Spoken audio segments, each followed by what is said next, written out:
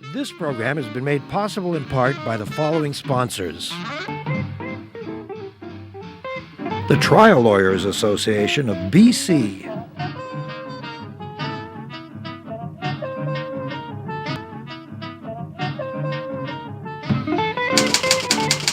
The Vancouver Courier newspaper.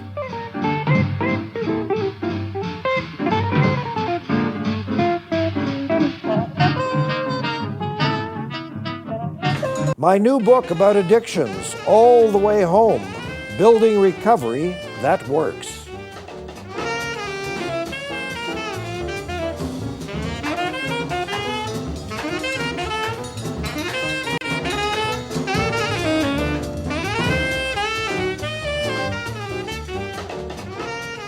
Well, Vancouver Coastal Health is at it again. They reverted to their favorite all-time strategy, which is penny wise and pound foolish. How about this? You're a senior citizen, you're living in your home or apartment by yourself, and you have some home care. Fair enough. But now some bureaucrat decides we can only give you 2 services. So if they've already washed the dishes and helped you with a bath, no, they can't go down the street and get you some fresh fruit, because it's not in the rules and regs. Nice way to start sending thousands of senior citizens into expensive residential care, or at least that's what some of us more critical people think. Let's find out what our guest thinks, because he's an expert on seniors care. Dan Levitt, who's an old and valued friend, has been on this program before in January, and he's the executive director of Tabor Village, which is a private residential care center out in Abbotsfrd. Great to see you, Dan. Great to be here. As always, the Boston Marathon. The Boston Marathon. You're a brave lad. I was lucky enough to qualify, and Yes. It was a cold, rainy day. Yes. But we made it through, and it was a great experience. Yeah, and look at you. You know, I remember when you were this. No, I'm just kidding.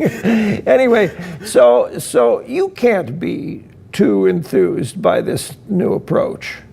Well, I think it's an unfortunate case, the one that was highlighted in the paper. Okay. And I hope it's a very rare case, and I'm hoping also that there aren't too many more people like that. And there are systems, there are approaches to enable someone like that to get other services. If the if Fraser Health or Coastal or other health authorities, if they're not able to provide those services because they have to ration for whatever reason, there are other programs and services available in our social safety net system. Well, nobody's stupid. We understand that healthcare is the biggest bite out of the tax dollar. We all know that. We get that. We also understand that guys like me, I won't include you just yet, as you're still doing marathons, but we're taking over the world in Canada. We are Canada, us senior citizens. I get that, okay? But still, there's something rather cheesy and mean about this, and I think not very forward thinking.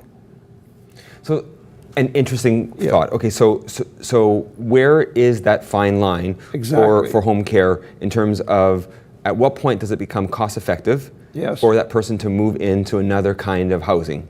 So before we go there, what are some of the alternate or subsidiary or backup systems that you referred to in your first comment? You're saying, okay, if Coastal Health can only provide X dollars for 2 services, what does Elsie in her apartment, now what does she turn to? So there is something in Vancouver through the United Way called Better at Home. And so they have funding, they have tens of millions of dollars of funding available to provide services like that that have been essentially delisted. Just like we delist medications from the formulary, we also delist some services. So one of them is those non-medically necessary from home care. So somebody else who doesn't necessarily have the same professional training doesn't need to be as qualified to provide the person to help them walk to the store to do shopping or to do some groundskeeping. But Dan, you know even better than I, because of the years you've spent working in seniors care, that a huge portion of the care that's required is not medical at all. It's social, it's sometimes physical, but it's also simple things like a bath. Is a bath considered medical care? I don't know. Oh, is it? Okay. A bath is considered. So is picking up the groceries? Maybe not. Cleaning is not medical care, or is it? Well, so it's interesting. So if it becomes a hazard, Yes. and the case that was mentioned in the paper, Yes. it's very serious. This woman cannot vacuum herself because she has a vertigo issue. She gets dizzy and yes. she'll fall over. She breaks her hip, then she ends up in the hospital and then in a long-term care facility. So it is critical. You know what my problem with the vacuum is? As soon as I turn it on, I go, "Who's there?" I'm just kidding.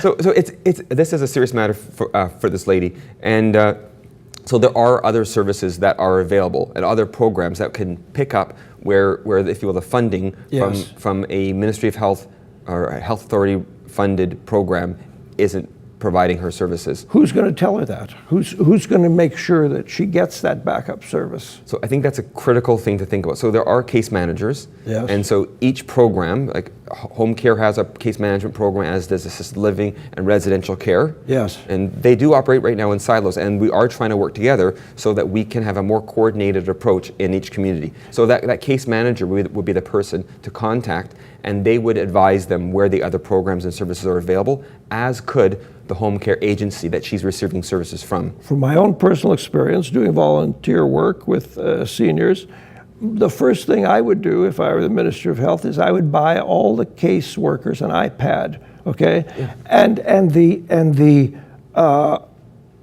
client's name and information would all be available because, and I've told you this story before, I used to visit this 2,000-year-old guy named Rudy who was up on the 14th floor of a building on Harwood.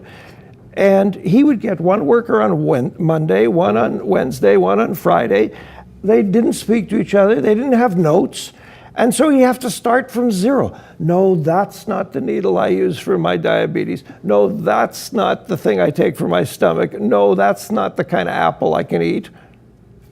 So on the 14th floor. So assumingly there are a number of seniors who live in that complex. Many, yeah. And then, so what we've done is we created something called cluster care, where the same worker would go into that high-rise building and would see a number of different people on the visit. So it's much more efficient. Because, I hope. It should be much more efficient, and the continuity care is critical. You want the same person if that's a Monday, Wednesday, and Friday visit, you want the exact same person visiting that individual. It's not fair to the person to have a different person coming in and having to learn something new every time. Is it shocking to the ordinary citizen, do you think, Dan, to realize and accept that there are people who need a visitor Monday, Wednesday, and Friday? I mean, there are people in our midst who need someone to help them 3 days a week, or they're helpless. And so if we can invest money Yes. through home care Yes. into helping somebody stay in their own home, Yes. it enhances their quality of life. Absolutely. It addresses so many things that might be the only bright thing in their day that comes into their apartment, and it helps keep them out of hospitals, out of residential care, and it helps keep them in their community, which is what we all want. Now, I know that you have worked at and or run or managed a number of different kinds of care facilities. If we so I'm going to ask you to do something sort of impossible or just give us the average, but if you took someone from their home and put them in a hospital, you're going from a few dollars a day to $1,500 a day for a bed, right? Yes. What's a reasonable number to talk in terms of if they go to a residential care facility? Notwithstanding that there are places like Tapestry, which are very classy and expensive and so on. What's the range? So figure just an average, give or take, around $200 a day. That's the cost of a residential care facility. Oh, okay. The majority of that is in staffing. Yeah. There's kind of a few buckets. Yeah. The other bucket is in the property cost, Yeah. the maintenance of that, and then also support services like food and housekeeping, etc. Yeah. So about $200 a day. So you figure for that $1,500, you can almost have 8 people living in residential care. Wow. So instead of somebody going into the alternate levels of care, and it's essentially a holding pattern, Yes. which is quite expensive, why not try to transition those people faster into a better setting that's more cost effective and more senior friendly than a hospital bed? May I tell you the dreadful but very funny story about my mother, may she rest in peace. When she was in the hospital for a while, her kid sister, my aunt, thought that she would have to go into a care center. So she phoned me and said, "David, I showed your mother the Sharon home." This is in Winnipeg. So I phoned my mother and I said, "What did you think of the Sharon home?" It's a famous line of hers.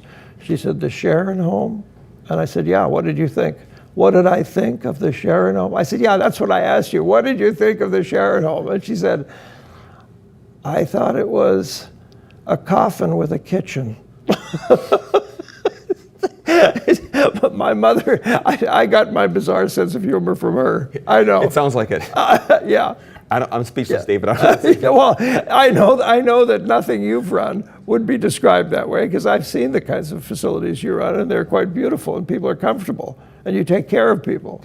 And I think that's the key thing, Yes. is how do you create an environment where this really isn't the last place they're going to go? Yes. This is a great place. All they're doing is changing their address, and they're going to do things that they never did before. They're going to do art therapy, they're going to do horticultural therapy. I was watching yesterday an amazing thing. We have a mobility program. It's rehab. A what? A mobility? Mobility program. Yeah. Rehab. It's very simple. Okay. There's a wheelchair behind the resident. The resident is in a walker. Their arms are supported, and they're walking forward. And these are people who ordinarily you would never imagine to get out of a wheelchair. Yes. And it's almost miraculous what our rehab program can do at Tabor. And that's the kind of thing that you'd expect. You know what my aunt used to do? This is the kid's sister who was bugging my mother. When she was in the hospital, she would say, and I'd be at the foot of the bed, and she'd say, do Tai Chi, David, for me. Do it with me. And I would do Tai Chi at the foot of the bed. And sitting up in bed, she would move her upper body, because that's the only mobility she really had. But she would do it. It's fantastic. It is. It's great. We do exercise programs. So we do them both in assisted living and complex care. Yes. And we know that even someone in their 90s, they can increase their muscle tone. Wow. So it's fantastic. I know you had Betty Jean, one of my running partners. partners. Your buddy, Betty Jean. Yeah. What is she now? She's 87 years old. Yeah. The fastest woman on in earth. the world. Yeah. In her age. In her age running. group. Yeah. No, she was here. McHugh. Yes. Right. Yes. From the North Shore. Yes. Yeah. And so it looks 11. Yeah. She looks fabulous. Yeah. So look, the senior citizens advocate, Isabel McKenzie, has said that this isn't about just one person. That's how we started this conversation. You're saying, I hope it's a rare instance, but she's saying this affects many people. You know.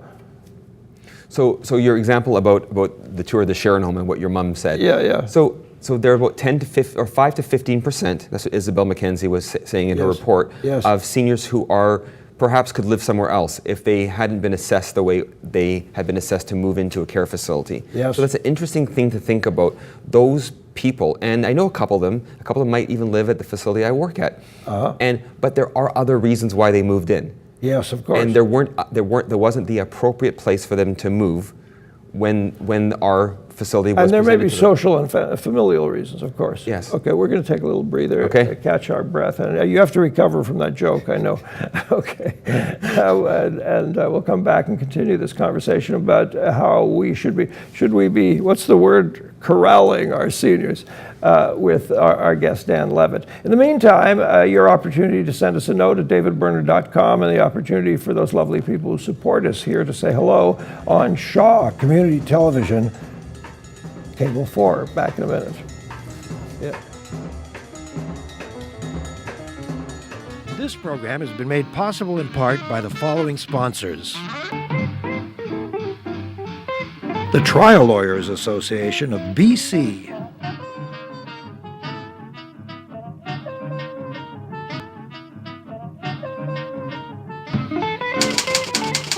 The Vancouver Courier newspaper.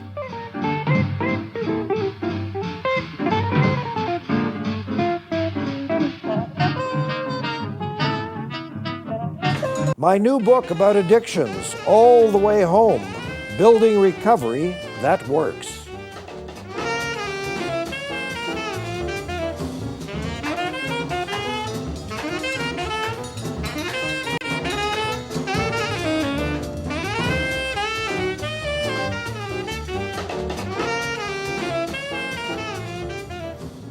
Our guest, Dan Levitt, is not only the executive director of Tabor Village out in Abbotsfrd, a seniors residential center, but he's also an adjunct professor of gerontology out at SFU, where everybody is extremely old. It's no wonder they need you out there.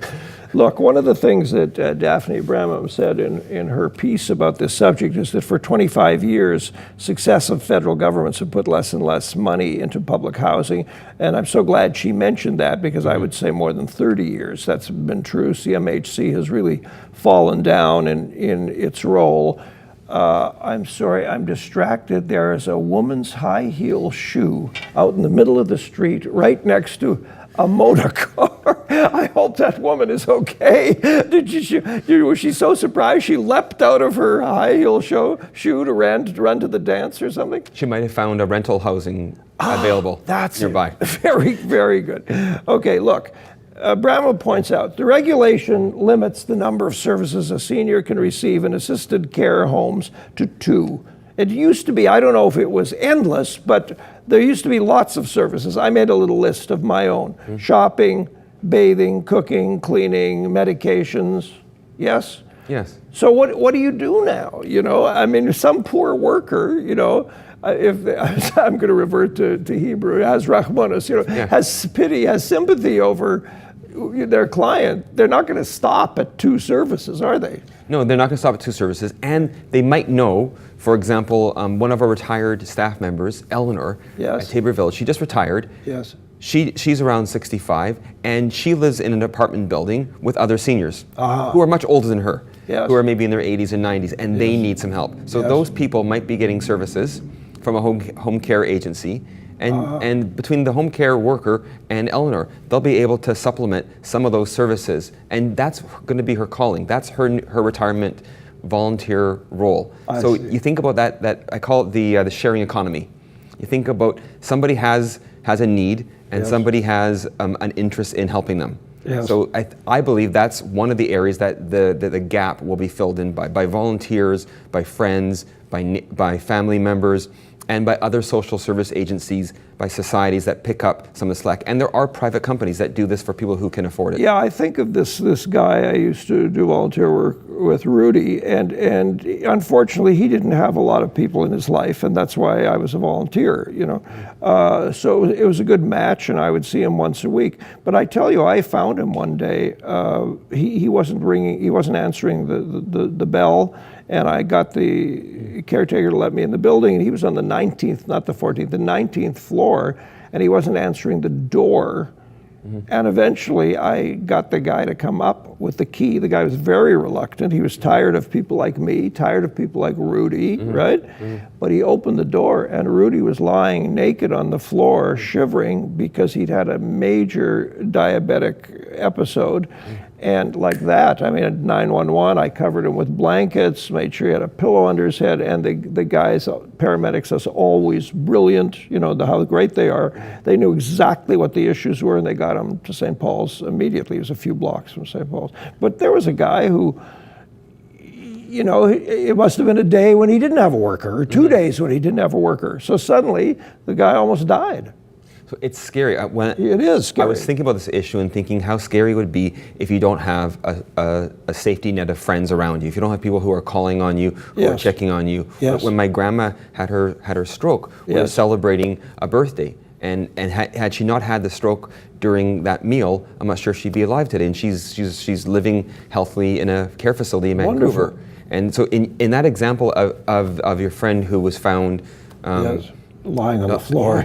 It's incredible. But you think about it. What if the technology was available where there was a motion sensor, and if somebody who was getting home care, that motion sensor could tell if the person was not moving outside of their bed. So if they don't move on a regular basis, maybe in certain parameters, if you will, an alarm would sound, kind of like those safety bells that fall and can't get up. This would be an automatic one. And that would relay to the home care agency, to a central number, and they would send someone to come see how that person is doing. What do you make, as long as we're talking about that, what do you make of the services that are advertised on TV a lot for, you know, I think it's an alarm force or whatever, for the seniors thing, you know, you jam a big red button if you're in a panic. That kind of service. Do lots of people use them? Do you think it's a good thing? I think it's a great thing. So we have them in assisted living. In all assisted living sites they wear a pendant, and they can press a button at any time Yes. to get assistance, and it's a built-in system. And there are other programs, Lifeline. They are really a lifeline. And is there always one client out of 200 who's called the ringer, who's constant? Is there always one of those people who's always ringing? Yeah. But aside from her, Yes. most people are pretty good with it. Most people are pretty good, and it works. And the technology is there now where they don't even have to press the button. Oh, It can tell if they're horizontal on a floor. wow. And the amazing thing is there's technology also that can tell if, and it's coming, it's not available right now, but it's coming, where they can tell if their gait isn't the way it should be. So if they're walking from one point in their house to the other and it takes too long, or they're a little off kilter, it will send a signal to their caregivers, their doctors, their Yes. or daughter, and tell them something's wrong. Same with their blood pressure. I was going to say, heartbeat. There must be technology existing already that tells a central switchboard or something if there's a heart problem. Yes, a lot of people who have heart conditions, Yes. they wear those monitors. It's called sensor technology, and then that information can be then relayed to caregivers. And if something is needed to be done, the doctor finds out, can call them in for an appointment, Yeah. or can send somebody for help. I have a very old-fashioned, simpler system. I just fall down a lot. And by the way, speaking of your grandmother, I never figured out how you managed to get 3 grandmothers to one dinner. You had me over for dinner once, and you had not 2, but 3 grandmothers. Well, I think 2 of them were mine, and one of them was my wife's. Unbelievable. Is there any political activity, Dan Levitt, about CMHC, about the federal government? Does anybody bother with these folks anymore and say, look, you've stopped funding care centers for seniors and stopped funding housing for seniors? So there's a lot of interest in seniors. We know that. Yes, of course. I mentioned that earlier. Yeah. That there's a tremendous amount of clout that seniors have. It's really, I think we call them the Grey Panthers. And, Yes. and as you look at who's voting, A lot of loot. Yes. A lot of voting power. absolutely, and Yes. they're the ones who vote. Yes. So you think about it, I think they do have a lot to say in how we design support services and healthcare services and housing for seniors. And I think that if it's not an election issue federally, it should be, and it should be on the minds of all of us, and especially because of the people who really need it the most. The people who are poor, mostly are women, and if you're a minority, and in Canada if you're Aboriginal, it's a very tough going. So we should be advocating for them, and we should be supporting them the best we can with the resources available. Yeah, one of the things that's very interesting to me, especially in this community, but I think it must be so everywhere in Canada, that we have different ethnic groups who have put money into care homes, like the kind of place that you run, but their clients are hardly all of that ethnic group. I mean, we have, what was Harrow's Village? What's Harrow Center that you were involved with? Harrow is a combination of Jews and Dutch? Or? yes, they got married because I think the Dutch had the interest in creating Yeah. the facility and the care, and I think at the time the B'nai B'rith who runs it had the property. So a lot of these groups, these charitable groups, got together. A lot of them either ethnic or religious based. Yes. And they went together and they formed and did an important service for the community. Yeah, I know in this community alone, there's German care homes, Scandinavian care homes, but the clientele don't all fit that profile. The clientele are everybody. Exactly, the clientele are everybody, and most of them just have an interest in serving. At Tabor Village, Yes. it's a Mennonite Brethren community. It always was Mennonite Brethren, and now a larger percentage of people aren't necessarily from that background. And you work there just for the food, right? It's delicious food. They have the best borscht around.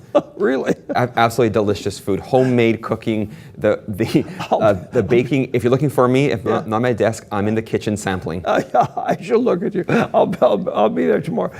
We have 2 minutes left. If you were king for a day, name me 2 or 3 things that you would do to fix the system better. So one of the things I would do is I would turn it upside down. Oh. I would reinvent the way people age in care facilities. In Boston, my wife and I got to visit this fantastic site called the Leonard Florence Center for Living.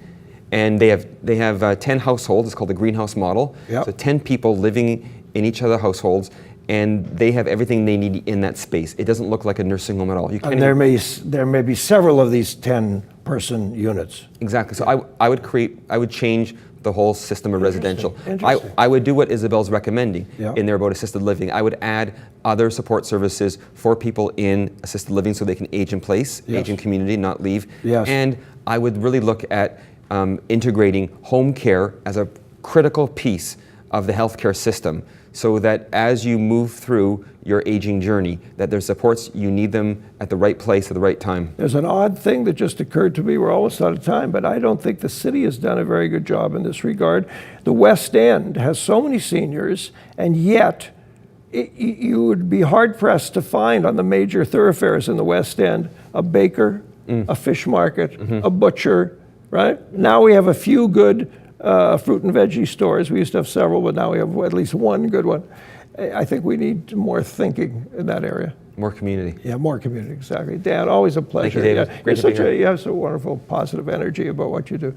Great, thanks very much. Now, next week, a friend of ours who also was a guest about last Christmas, and she's just the biggest fighter in the world against the normalization of marijuana, and she's published a second book. This one is called On Marijuana. So Pam McCall will be our guest next week, and it'll be a barn burner, I'm sure. Thanks for being with us today, and look forward to seeing you again here soon on Shaw Community Television Cable 4. Good night.